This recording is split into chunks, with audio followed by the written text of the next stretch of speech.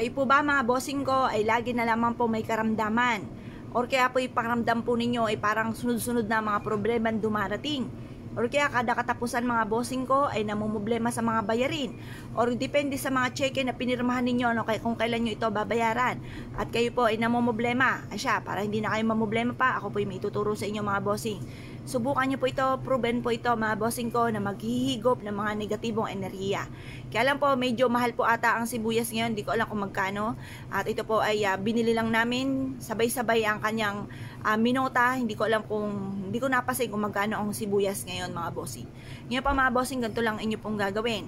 Dito sa ating sibuyas, slice nyo lang po ito. Ilagay sa isang platito. Pagkatapos, bagamat mangangamoy putok sa inyo pong tahanan, pero ito ay proven na nag-aalis ng kamalasan.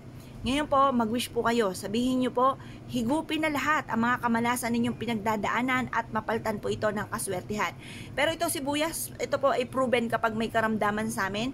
Naghihiwa po kami ng ganito at inilalagay sa kwarto kung sino po ang may karamdaman para mahigop nito kung ano man yung mga negatibong enerhiya.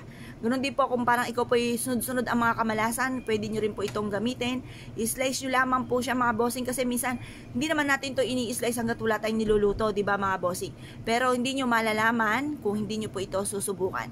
Kaya mag-slice po kayo, pero ang pag-slice natin hindi natin gagamitin sa paggisa-gisa, sa pagluluto. Gagamitin lang po natin to para maalis ang mga negatibo sa loob ng ating puntahanan. Proven na maswerte. Direct to the point, mag-wish ka, sa pamamagitan nito ay magtutuloy-tuloy na ang pasok ng swerte. Kahit isang sibuyas lamang ay pwede, pero kung magdadalwa kayo, hindi pwede ang dalawa, tatluhin nyo na mga bossing. Mas mainam tatlo kaysa sa dalawa. Mas mainam ang isa kaysa sa dalawa. Ang dalawa mga bossing ko na bilang, 2, 4, 6, huwag kayong gagamit ang mga ganyang numero dahil hindi po yan maganda. Negative po yan mga bossing. Parang nagtatawag kayo ng mga negatibong espiritu. Kaya mas mainam mga bossing ko, yung mga isa or kaya po 3 ang gagamitin or 5. Pero sa sibuyas, pwede namang isa na lamang or kaya po 3 kung marami kayong sibuyas.